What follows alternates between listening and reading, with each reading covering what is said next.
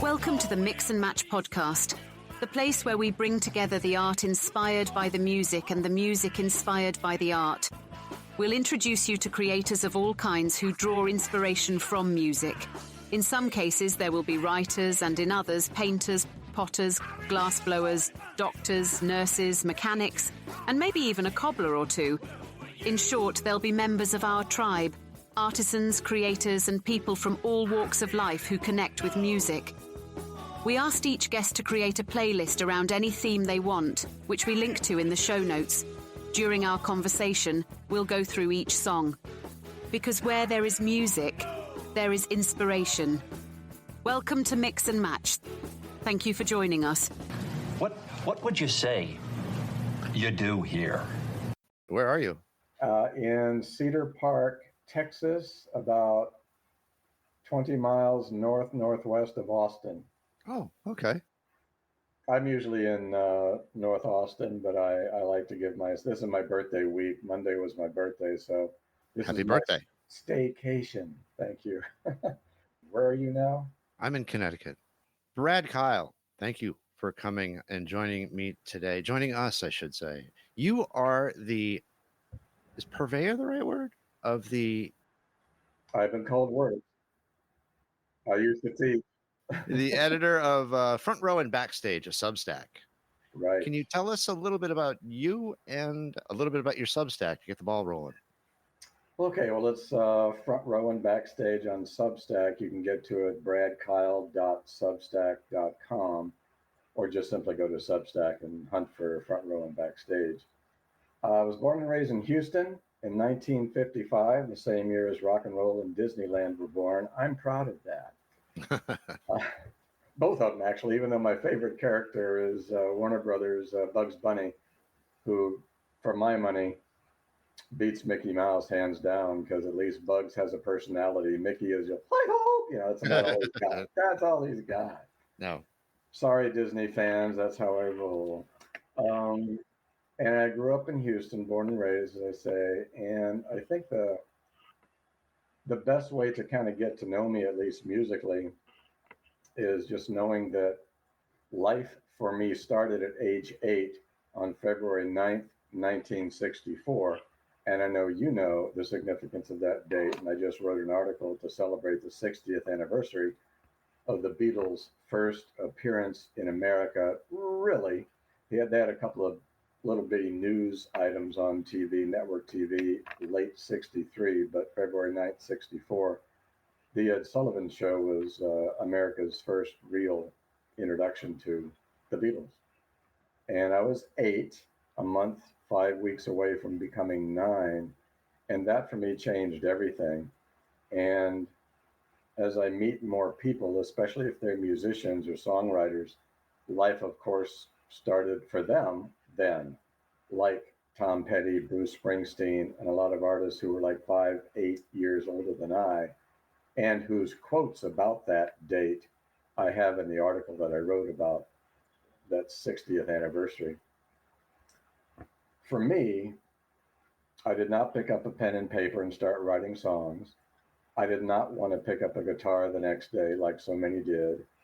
All I wanted was I wanted to experience musically that, what I see and what I hear, what I later came to call, and what I ended up loving, basically power pop and that kind of 2 and 3 minute pure pop songcraft. I wanted to hear that. And the Beatles were You know, you mentioned purveyors. They were the first purveyors of that kind of music. I didn't care about anything else. I just wanted to keep hearing that. Well, couldn't one argue that, and this is not my thought. I'd read it somewhere a few weeks ago that Buddy Holly was really sort of the first power pop Well, singer. yeah, and that's a whole, and you know, let's do that sometime. That's a whole discussion and debate we could have. And you know, yes, but I was too young. Yeah, obviously discovered him in the past later on, but for being 8 years old and even caring about music, because I used to teach that age group, and 8, 9, 10-year-olds usually don't care about music a whit unless their older brother has shared with them some dirty rap songs that they're listening to. But because we watched every Sunday night the Ed Sullivan Show, you know, I would hear and see Ed tub thump the next week's acts, and he must have been playing videos. So to me, it sounded fascinating, just the little clips he was playing to announce them. Right here in our show next week, for you youngsters. So that's what had me sitting cross-legged a foot away from the black and white TV, not even at our house, across the street at neighbors' houses that were really good friends of my family's. They had two girls that were my brother and my age, and of course the parents were good friends. But that's where it all started. And one thing too that will let you know about how I do what I do and why I do what I do. My dad was in radio, and Ah, because he was in radio, he'd come home with armloads of promo albums. I'd call it weekly, certainly not daily, but very often. So when this new group, the Beatles, came out, he would bring home now new Capitol promo albums with promo in what looked like machine gun holes in the upper right hand corner of the cover. God knows where those are now. Wish I'd have kept them. Um, I sold my 2,000 unit LP collection at the turn of the century on eBay. That's provided a few stories on my Substack as well. But he'd bring home albums. Now, my brother was only about 10 months older than I. So we were much more competitive than he was an older brother or me ever really looking up to him as an older brother. We were just too close in that way. In no other way, only in age. yeah, Now, yeah. the good news is he could Irish twins, they call them, yeah? Yes, they do. Yeah. And he couldn't care less about music. He loved really only two or three bands. He loved the Carpenters, Fifth Dimension, Chicago. So he liked pop stuff, but he only would care about listening to it 2 or 3 times a week. Bottom line, he didn't care about the promo albums that Dad was bringing home. One less thing for us to fight about. But can you imagine? You got the last Black Sabbath. Oh, you did. I get this new Alice. So thankfully, we could avoid that. Yeah. If only we could avoid other tiffs and fights. But nonetheless, so that was a bonus. And also, thankfully, we had separate rooms so I could lock myself in my room with my records when Clint, my brother, wanted to come pester me, which he wanted because he had no other hobbies, you see, other than to pester me. So I would lock my door. Thankfully, it had a lock. And that was my upbringing, literally my upbringing. I say I was mainlining vinyl. And I would voraciously read the liner notes. And of course, back in that day, mid 60s, I was all about the Beatles and the British invasion. So all this stuff came to me. Also, I listened to the radio, of course. But as I got into the late 60s as a junior higher, my magazines of choice were, as you might imagine, Flip, 16, Tiger Beat. So I was following all the teeny bop stuff and loving that. Now, in the late 60s, when Crawdaddy, Rolling Stone, even Cream were happening, I was too young. That corner was turned in about 1969 or 70. 70, I was 15. And then your Jethro Tulls and Black Sabbath and Alice Cooper. Dad would bring home promos from Warner Brothers, Columbia, and Capitol. Wow. Oh, it was an embarrassment of riches, Keith. Oh my gosh. I know. So that obviously built the seeds of my collection. And I rarely had to go to record stores. I did, but it was quite a while before I felt the need to even enter a record store because I flat didn't need to. Now, here's the thing to me that's key about what I do and why I do what I do on Front Row and Backstage. From the late 60s, really mid 60s, when Dad was bringing home all the promo albums, until I got into radio and the record business in the mid and late 70s, early 80s. It was about 15 years there, call it late 60s to early 80s, when I was hearing virtually everything that was being released by the major labels. I did not have to suckle at the withering teat of radio, Okay. AM or FM radio, because, and I'm being visual here and showing you, Keith, my hands are about a foot apart. So if in any given week the major labels were releasing this many albums, radio, my hands are getting closer together, would only let you hear this much.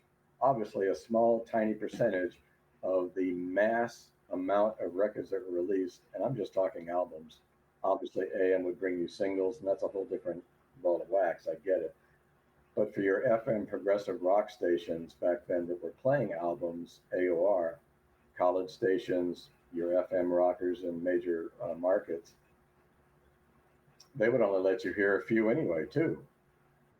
And back in the day, you had program directors and music directors. The program directors were more about what's going on our station all over the place, and this day part, that day part, etc. Music directors obviously were the ones who were programming the music on the station. And they're the ones who would get the albums and check the little boxes, like on the Columbia, a band strip on the front of the jacket, and there were little boxes, and that's what they were for, is for the radio programmers and the DJs to check them off. Well, that was the deal, and so that was how I was raised with, knowing. And as I grew up, I started to realize, loving pop culture as I did, growing up on the Beatles and seeing the magazines, both the teen magazines and then graduating to Cream and Crawdaddy and PRM and the three tabloids from England. Started reading those in the early 70s to catch up on all the glitter and glam stuff.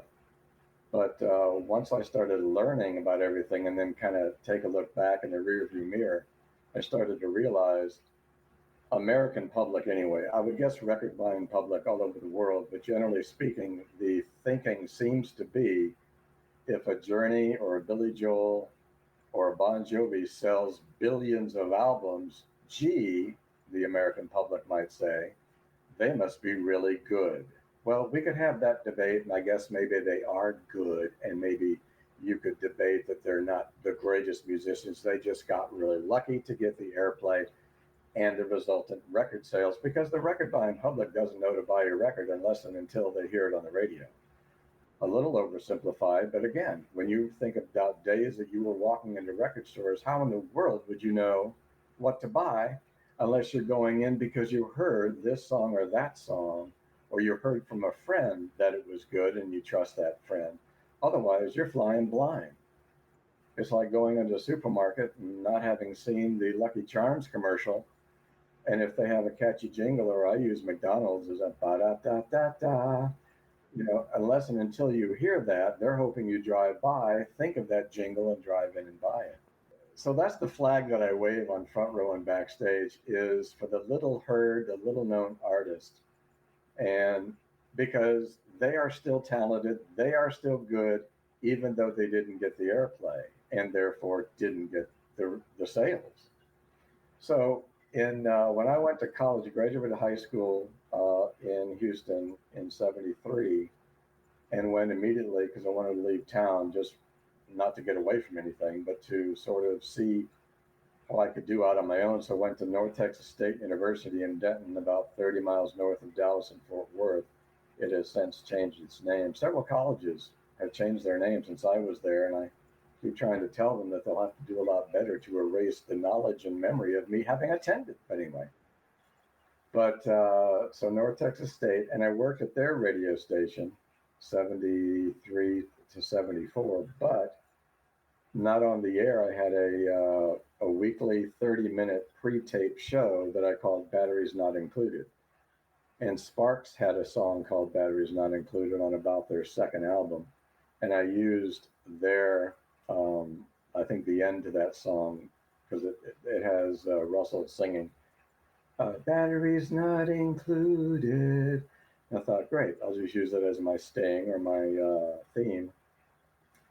So what I would do is use not only Columbia Records playback portion, which Substack's Wayne Robbins used to edit the booklet that came with the CBS playback.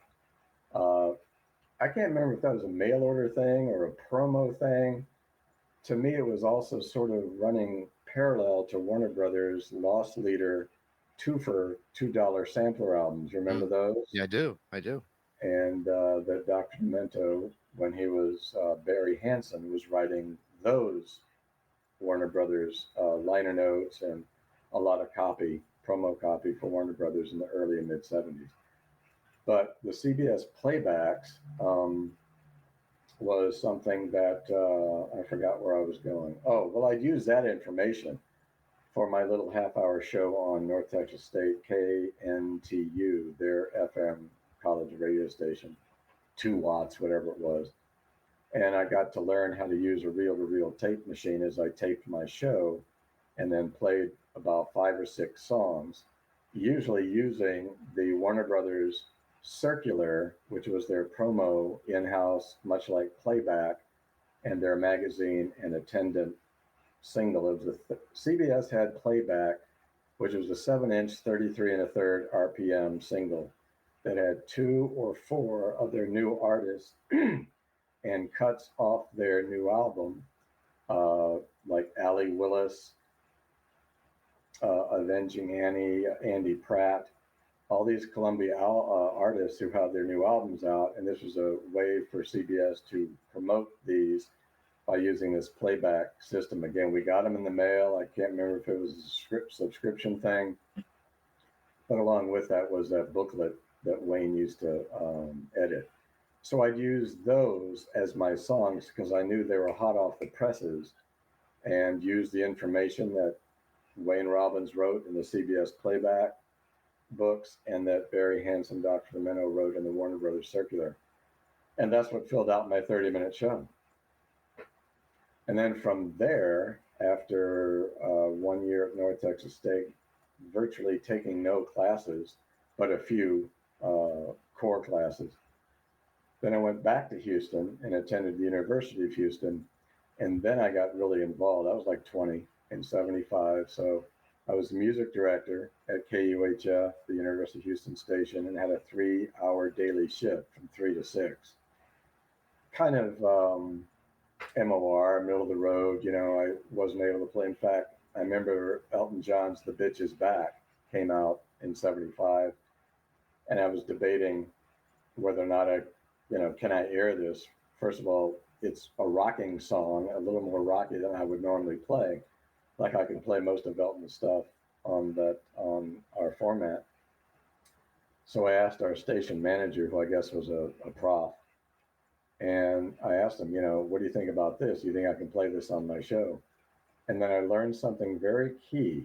It was kind of a logic thing. It says, Brad, if you have to ask, it probably isn't okay to do. By virtue of the fact that I thought enough of it to even ask him if I could play it, that should have tipped me off that the answer would be no. I took that ball and ran with that as far as a life lesson learned. It's better to ask forgiveness than it is permission. I learned that way too late. We all learn our bromides, where we can. Now, from the U of H station, because my dad worked at KTRH, KLOL, AM, FM, sister stations, both owned by the Rusk Corporation, which I think was bought. Anyway, CBS somehow owned us at that point. So we were owned by CBS of all corporations. So Dad, working in ad sales, he would sell commercial airtime on KTRH and KLOL. So he had the program director, and the music director, Bob Wright, and Jim, I can't remember the program director off the bat, but he had them both listen to my afternoon show on KUHF. And so I got invited, I got asked to, we got hired basically. And what I was like a substitute jock. You didn't know they had those, but it's like a substitute teacher. A jock calls in sick, they'll call me up. I'll go and do that person's shift. I also had a 6-hour shift on Sunday morning, 6 to noon, where I did 2 5-minute newscasts. And for most of that 6 hours, I think the entire 6 hours, I produced a talk show. And for those who were raised or in Houston in the mid-70s, you might remember Chapman Mott. And it was his talk show. He was this long-haired guy, and he would take phone calls. And what I would do is set up the tape machines, the reel-to-reel tape machines, to allow for and to create that 5-second delay. If you can imagine 2 reel-to-reel tape machines, or at least a cassette, visualize a cassette. So the main reel would be on the far left machine, and I'd string it through, and the live would go, Chapman's phone call would be taped on the first heads of the first machine, and it would travel to the heads of the second machine, which would then be the on air, what goes out over the air. Now, if somebody said a bad word, I'd have the number of seconds that were allowed by the distance that I put the tape machines. I could put them next to each other. I could put them on the other side of the room, and then it'd be 10 or 15 or 20 seconds until the tape got to the second heads, the on-air heads. And then I could toggle out on the board that on-air, the heads on that machine. So that's how I learned some production. I produced that talk show, and again, I was like 20. From there, the station manager of WFMF, FM 102 in Baton Rouge, Louisiana, at some point during my shift on the U of H station, heard my shift and called me and invited me to do 7 to midnight at that FM rocker in Baton Rouge, which I did for a good year. And if you know anything about FM rock radio, and I know you do, you know that 7 to midnight is prime time. So here I was, 20, 21 years old, paying all of like $200, $250 rent. I was making $800 a month in 75, 76, doing this jock job, which was like $1 million to me. So much so that I was able to afford a 2-bedroom, 2-story townhouse. Wow. Well, and again, that sounds lavish, but back there in the day, if you're making $800 a month and rent's $250, why not? But you know what I used a second bedroom for was just all my records. Okay. So I had a record room, and all my other posters and promo items, T-shirts, posters, buttons, all the promo stuff that the record companies also hand out. What an exciting time to be involved in FM radio. Well, the whole thing. I mean, just to be that involved in the 70s, because to me, the 70s, and yes, okay, fine, I'm biased, but what a decade. Because you start with the singer-songwriting and the singer-songwriters of the early 70s, the Jonies, the Taylors, and all that. And then you move into the mid-70s where punk starts. Then you have disco. And then you have the urban cowboy thing, all smashed in within that decade. Just incredible. How did you end up substitute teaching? Well, that came decades Or actually teaching, later. I should say, not substitute, but yeah. Well, yeah. So let me take you through when I got out of the biz. So after working at WFMF in Baton Rouge, I moved back to Houston in about 77 and started working at a record store, Cactus Records in Houston. Huh. Did that for about 3 or 4 or 5 years till the early 80s, actually till about 80. January 80, I moved to LA. And because of my record store experience in Houston, was able to land with Music Plus, which was a large retail chain in LA area, Southern California, I guess. And I was assistant manager of two of their stores, Glendale and Pasadena. Okay, yeah. Up until about 82. And then I went back to college at about 29 years old in 83, 84 to learn to become a youth minister, which I did professionally for a few years. And then in 1993, moved from LA to Austin, where I am now. And that's when I got alternatively certified to become, I did subbing for several years, and then I got alternatively certified in like '05, and then taught 2 years of fourth grade and 2 years of fifth grade, and then retired. Good for you. That's quite a career.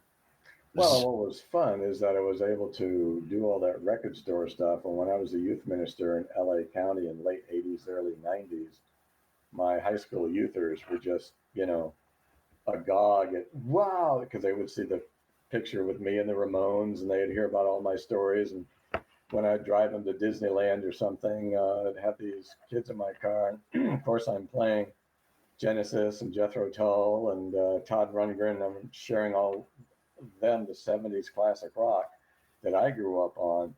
They then got married and had kids. And of course, they turned their kids onto all of that classic rock that all those stories I told them that I'm also now writing about. So that's the neat thing about Substack that I'm doing. It's a great. There's so much good writing on Substack. It's impossible to digest it all. So well, good. yeah, it really is. And even in the music lane, music stack, as we call it, I'm finding new stuff like constantly. And it's hard to find the time to read it, what you want to, but then also keep juggling, your stuff that you want to write in the air and make sure you keep your subscribers happy. Yeah. I struggle with Substack, but I'm fumbling my way towards figuring it out. The only other writing I did do, I've done writing in everything I've done. Like when I was a youth minister, I put out a monthly youth newsletter, did that on my own and copied it and just, that was fun. So I've enjoyed writing in various ways all through my life. And in about 2014, 2015, I heard about the Runner Sports, which was an all sports blog site. And the Runner Sports, a friend that I was doing karaoke with, he told me about it. He was writing about the Toronto Raptors. So the idea behind the Runner Sports was that there was a writer for all the teams in all the four major sports: hockey, baseball, football, basketball, theoretically. Now, we only had about 85 writers actually on the staff, and I covered the Houston Astros. Born and raised, of course, in Houston, so I grew up loving the Astros and go to games at Colt Stadium. And when they opened the Astrodome, used to practically live at the Astrodome growing up when I got my driver's license. When I got my license in about 72 or whatever, if I wasn't at Sam Houston Coliseum or the Music Hall watching some rock band on doing their tour, getting free tickets from Dad, of course. Of course. I was at the Astrodome watching the Astros, usually taking homework because a baseball game is, slow enough. You could pay as much attention as you wanted to, but there was slow times where you could do some homework. But I often say, and plus I was in a band in high school. I was lead singer of a rock band for 2 or 3 Get out. years. Oh, wow. So if we didn't have a gig and there wasn't a concert in town I was singing and I was at the Astrodome, how homework ever got done or how I even graduated high school sometimes is beyond me. Because all I can think of is that blur of music that I was not only involved in doing as lead singer of a rock band, Brimstone, but going to see the music and being completely plugged in, who's in town, who's there, and just incredible.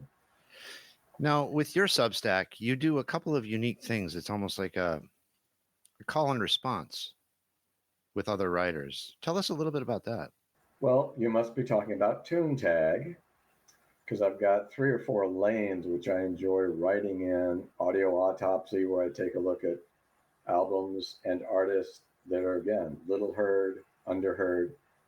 I have inside tracks where I take 3 or 4 or 5 covers of one song and dig in deep into how and why those covers were recorded.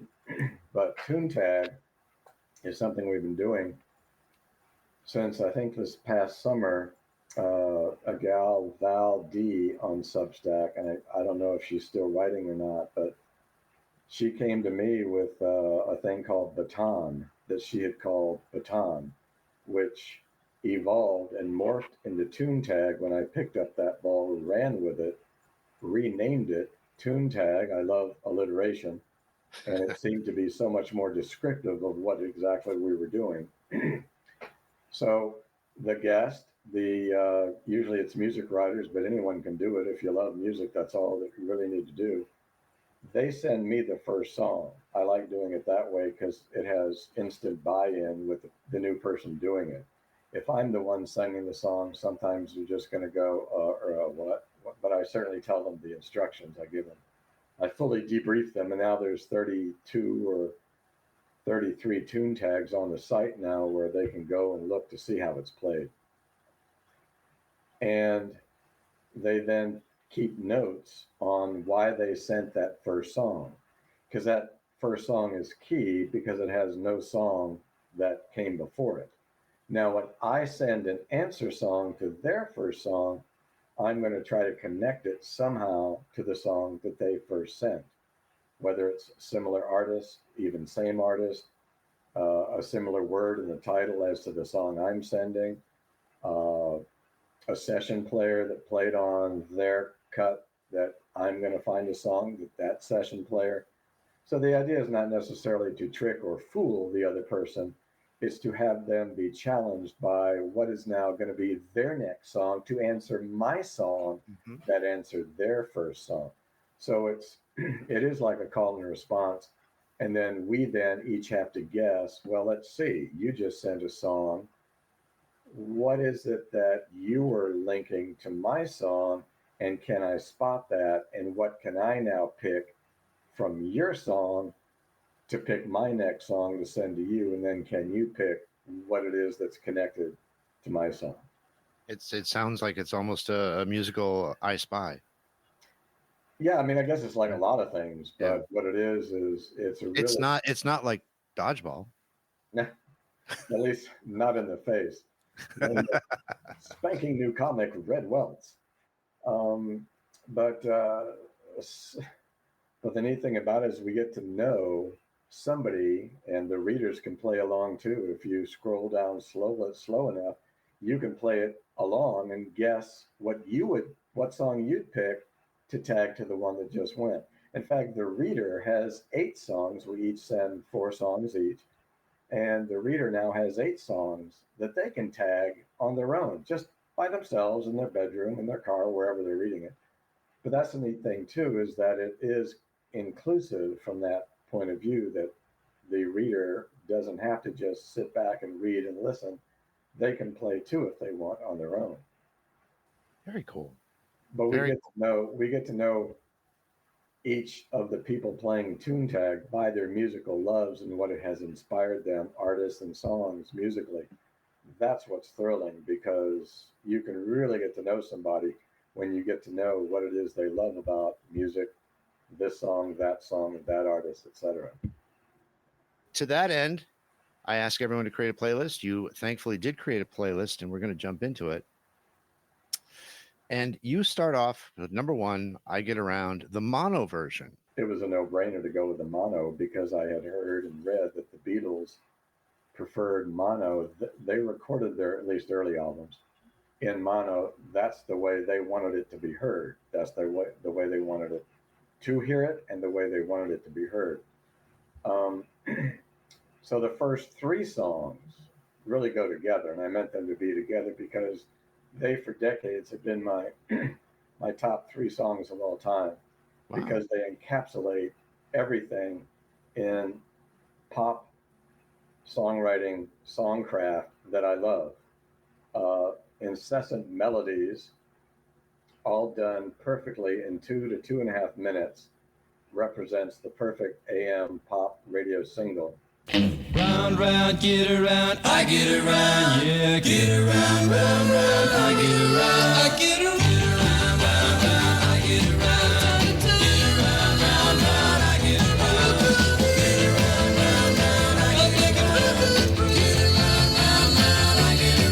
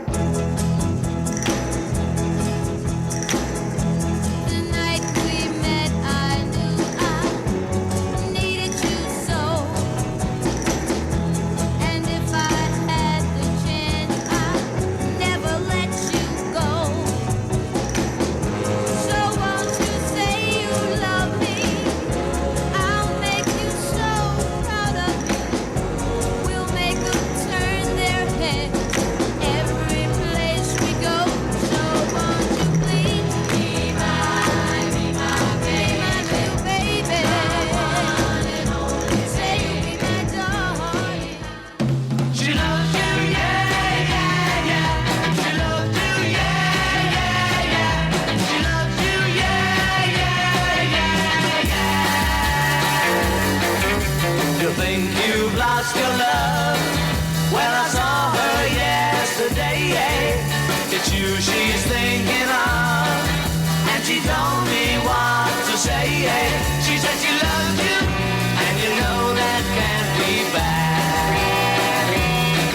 Yes, she loves you, and you know you should be glad. She said if you heard her song. That really says it all, those three songs. My French is a little rusty. Is that bourrée? Bourrée, Bourrée, okay. Yeah. And is that that's the one of two Jethro Tull songs on the list? Well, and again, the Bourrée is kind of, because it's sort of like landmarks in my life.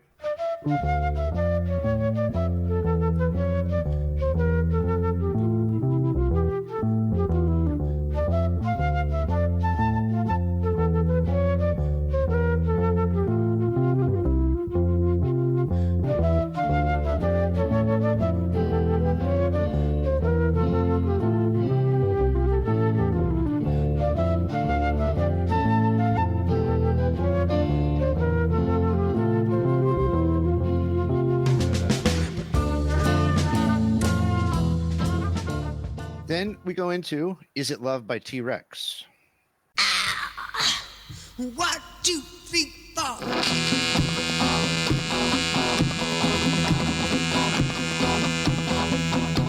Is it love? Is it love? Is it love? Is it love? Is it love? Is it love? We're gonna rock. We're gonna rock. We're gonna rock. We're gonna rock. We're gonna rock. We're gonna rock. I think that's from the album, the Tyrannosaurus Rex, the first Warner Brothers album, 69 or 70. And not so much that song, because when I think of that album, because T-Rex is a great example, of which there are several. As you get to know a band in real time, they are nothing to nobody on their debut album. A great example is the August 76 debut Boston album. Uh-huh. And I wrote about that, where three other artists had their first Epic debuts, Epic Records, CBS. But that was Boston's debut for anybody, first time they recorded. The only reason I'm bringing that up is because on that week, I had a sampler album from Epic CBS that had 2 cuts from Boston and 2 from Herb Peterson, Jim Peterick, and Mother's Finest. The other 3 bands, the other 3 artists, that same last week of August of 76, Boston's debut was released. On that day that I got that sampler album, during that week, we were all equal. No one knew who the hell Boston was.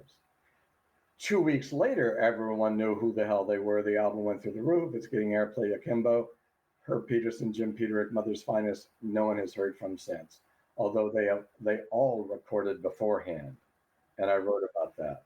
They were all those 3 artists were previously recorded. Herb Peterson was a massive early 70s session player.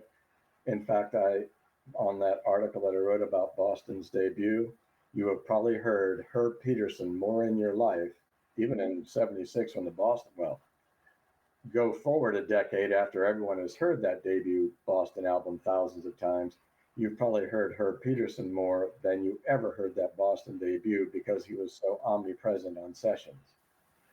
Didn't Jim Peterick go on to join Survivor? Do I have that in? Okay, you did. Okay. Now, Jim Peterick was also in the Ides of March, who in 1970, as a college student, he wrote Spinning Wheel. Spinning wheel, got to go. Really? Yeah. Wow. That was Jim Peterick, Ides of March, 1970, who then released an album. I think it was his first solo debut on Epic in 76. Of any of those bands that you got like the first week, like, you know, the Black Sabbath and so on, did they all Were there any that just blew you away? Because now people will say, "Oh, that first Black Sabbath record, sure, in retrospect, it's fantastic. That first Boston album, it's fantastic." But was there a particular record that just you knew was the real deal? I remember hearing the first Black Sabbath album and being, I don't know if I was impressed. If that was 69, I was 14. I don't think it was as early as 68, but I remember, that album. I remember the first Alice Cooper album, liking that, and being, again, at 14, 15, sort of curious as to why these guys have the long hair, their backs are to the camera, and they got all the long hair. But again, with getting these albums, I'm reading the Warner Brothers promo. I'm reading about these guys and what Barry Hansen has to say about how they got their name. They're on Frank Zappa's Bizarre or Straight label, distributed by Warner Brothers. So I'm hearing all the promo running alongside hearing these new albums. They weren't just heard in a vacuum. And that was the cool thing, too, that I'd had the attendant promo stuff to go with it. Alice Cooper, the first Jethro Tull. I didn't really start listening to Jethro Tull till Stand Up, I think their second album, because the first album was way too bluesy and not a whole lot of flute, a lot of harmonica, a lot of blues. Kept it, good again at 14, 15. I don't know from a secondary market or know to sell it. I'm keeping it. And obviously, I'm glad I did, but mainly for the musical part as their careers are building. And that's a whole other discussion. Back then, record labels built careers and they wanted to build careers. Now, with your Max Martins and Britney Spears and Taylor Swift, it's all just, yes, those are careers, but it's really so much about find me a pretty face, a singer, get 18 writers to write one song. Yep. Next. Move them on. The Henry Fording of pop music. There you go. The old assembly line. And speaking of Alice Cooper, next up is I'm 18.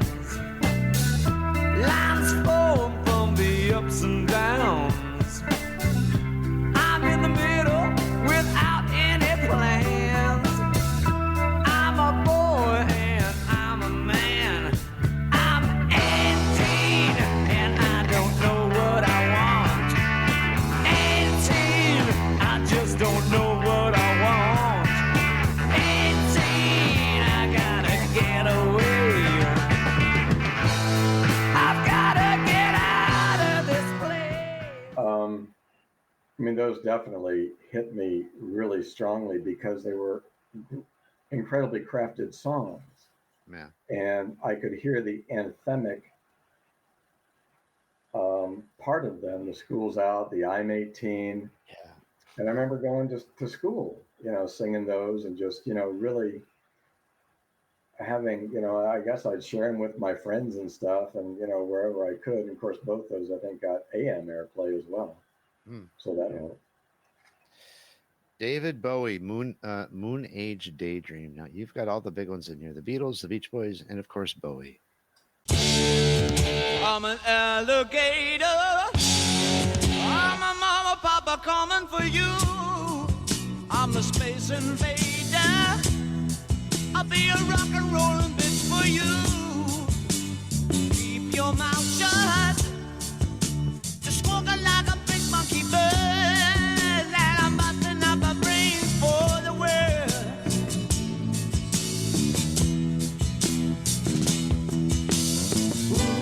Keep your electric on, baby.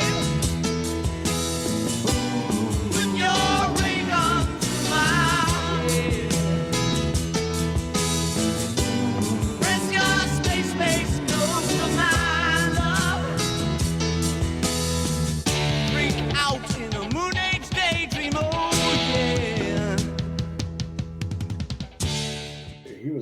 artist that, and I never got any of his albums free because Daddy never brought home any RCA product. So I had to walk into a record store. I remember getting, I think it probably wasn't my first exposure to Bowie, but certainly, I mean, to the point where I can now remember, and I guess that was 72, that Ziggy Stardust was released, and it was summer, and I believe it was 72, and walking into a record store in Houston, and the sale price that week was $2.99. Now, this was on a $4.98 RCA list price. Yeah. Why the hell I know that, I don't know. But to me, that kind of minutia was fascinating. So $4.98 was a typical RCA back in 72 list price. The store then would, at least this store, would sell it for $3.99, but first week of sale price $2.99. So that's what I got Ziggy Stardust for on sale, and just fell in love with that album and his persona. And then, of course, while reading the rock press, would have that sort of fill in. Oh, okay. And then all the other peripheral names around him: Dana Gillespie, Iggy Pop, Lou Reed, the guy who taught him ballet, or mime, pantomime. Marcel Marceau, is that it? No. Lindsay Kemp. Kemp. So Bowie learned mime from Lindsay Kemp in like 69, 70, early on in his career, which you see him on some videos doing some miming, and obviously it helped him with his body movement as well, and just overall showbiz aura and knowledge. So it was Ziggy, and I tried to pick the song off of Ziggy, because it's the whole album, but to pick a song. And I listened to him again to see, which ones kind of stood out to me. And I really enjoyed that song, mainly from the songwriting standpoint, but all of those songs on Ziggy were memorable and impactful to me in a lot of ways. And then we roll into track number 2 from Jethro Tull, Thick as a Brick.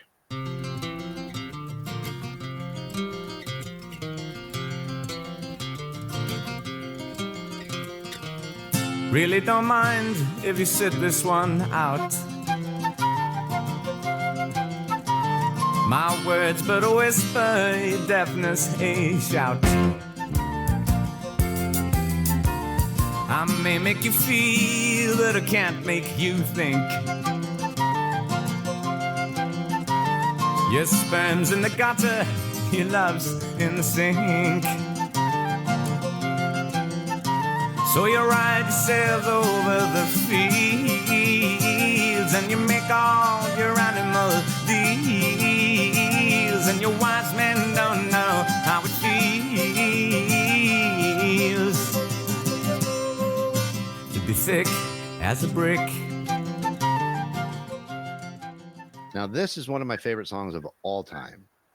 Hello, It's Me by Todd Rundgren.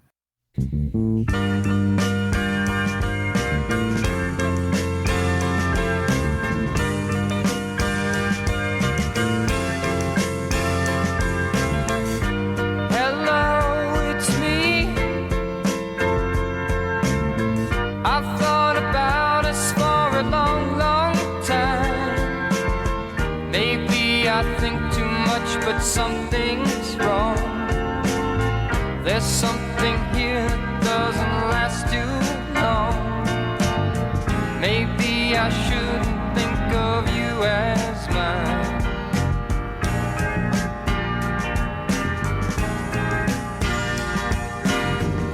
Seeing you or seeing anything. Yeah, well, and there again, I think Something Anything was my first intro to Todd, and that album, I grew to love, mainly because it was like spending 90 minutes with Todd in the studio. Yeah. It was so loose, and the way he recorded it, and it was like a party, and except for a couple of songs, I think it was on side 4, like Piss Aaron, and a couple of goofy, silly throwaway songs, because Todd is, if nothing else, and he's 85 different things and does them well, he is an incredible songwriter. And when you get to things like Piss Air, and he's just, Give Me Hello, It's Me, or I Saw the Light, or Oh, several other songs that, throughout his career. he does a song of it's called Parallel Lines. It's off the album. The album came out in '88 or '89. It's yellow. Is it Human? Can't Human remember. Touch? No, no, that's Springsteen. Anyway, it's a Is beautiful. that that's the yellow cover with the Yeah. six finger handprint? Yeah, that's it. Yeah. There's a song on there called Parallel Lines that, I mean, I've probably heard the song a dozen times in my lifetime, but it's still so beautiful because parallel lines, that's the chorus, the refrain, parallel lines never connect. Yes. It's like, Right. oh, still, it just got me now again, a little gut punch. Right. I'm like, oh, so good. Well, and it took so long for him to get in the Rock Hall of Fame. And I mean, you take away his music, and he's still a video vanguard. Uh-huh. He was instrumental in computer work as having to do with music.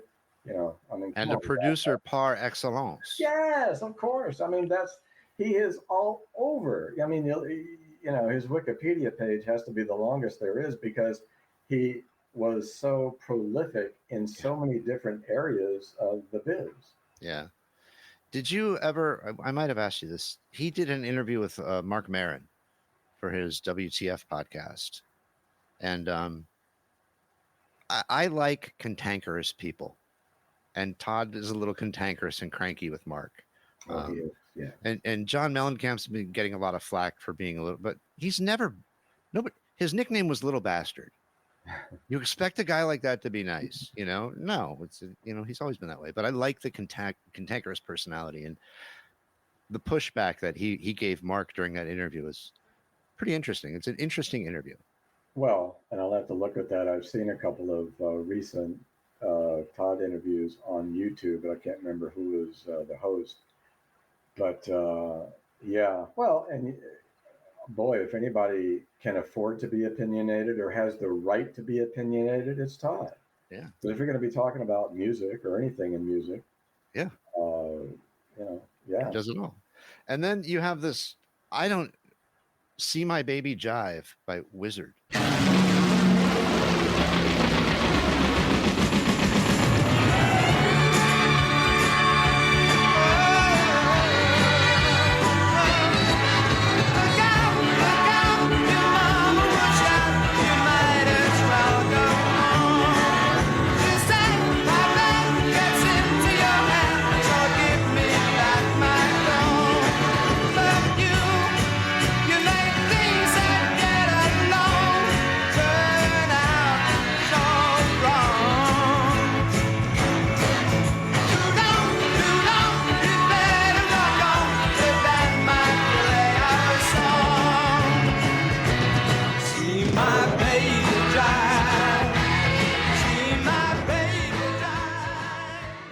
Roy Wood and Todd Rundgren share a similar trait. They have both played the studio. They have played every instrument for several songs or an album. They have sung every note and done the double tracking, and they've produced. So I have a short list. I'm sure there are more, but Stevie Wonder, Paul McCartney, Roy Wood, Todd Rundgren, and again, I know there's a couple others, but those come to mind as Prince, as having done everything in the studio for usually it's an album. For Todd, that was true. And Roy Wood on these singles. And see, I had an outlet, and see, because I didn't need to buy many or most domestic LPs, they came to me free, and even singles, I now focused on imports. So I really became focused on getting New Musical Express, Sounds, and Melody Maker. And even though I had to wait a week to get them from the boat to ship them over from England to Houston, I would still get them. And I would find out what the key songs from England. And I would get them at an import record shop or a shop that sold imports. Sound unheard. I got to where I could take a critic and decipher what he was saying and decide by how he or she described the song or the artist whether or not I would like it.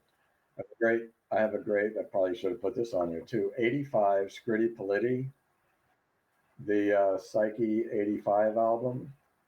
I read a review by Robert Hilburn of the LA Times. He said this band and the sound that they make is precious. That's all he said. Well, he said more, but by that word, I said, I have got to hear a band that is being described as precious. If you're going to be using that word, you have chosen it carefully, and I got to go buy it. I've never regretted it. It's a favorite album. I love Green Gartside. I love Scritti Politti, and those albums, that Psyche 85 one and the one that came after with Perfect Way, or the one that came after that 85 one. But that's an example, and I did that back with Wizard and Roy Wood back in 72, 3, and 4. And See My Baby Jive of Angel Fingers, and there's 2 or 3 from that era that either he recorded as Roy Wood or Roy Wood's Wizard. But I went back to listen to See My Baby Jive, and that's it. So he took a 50s ethos, but didn't make it sound annoying like Sha Na Na, nor was it kiddie-like or Toyland, and then he threw a sieve of Phil Spector and Beach Boys, made See My Baby Jive, which again takes a 50s sensibility and puts it through a Phil Spector filter and throws in stacked vocals. Have you heard it? You've heard it, I guess. See My Baby Jive? I hadn't heard it till I heard it. Right. Yeah. What do you think, just in general? I'm going to hold my opinion. All right. And that's fair. But Yeah. I mean, I only got the 1 listen, so it's unfair to Okay. I like to give something 3 listens. I hear you. Yeah. But at the time, it was right in where I was really focused on, because I had just discovered Phil Spector. There again, that goes back like a decade previous, because I was too young to get him for, real time. So that's where I was with that. That's amazing. Well, it's a great list. And quick question about, I wanted to sink this in. You were talking about Phil Spector, and have you heard the theory that the Ramones were really nothing more than like a 50s doo-wop sort of group, just sped up? I mean, I'm not a huge Ramones fan by any stretch of the imagination, but I know they worked really hard to get that sound that they have. That you got to work really hard and have a complete understanding of the musical palette in order to streamline it down into that. And I think they did that really well. Well, yeah. I don't know about the 50s thing. I do know that they were inspired by the Beatles, Phil Spector, and the Beach Boys. And however punk they may or may not have been, and whatever people call them, that is what they were doing. Yeah. And that was their inspiration. Okay. That sounds more like it. Brad, I've taken up enough of your time. I thank you for this. It's been my pleasure. And I'm going to go ahead and hit end. Mix and Match was written and produced by Keith R. Higgins. It was recorded at Thunder Love Studio, where it was engineered by Tony Jackson and mixed by Diane Coughlin. A new episode drops every Monday night. Thanks for listening.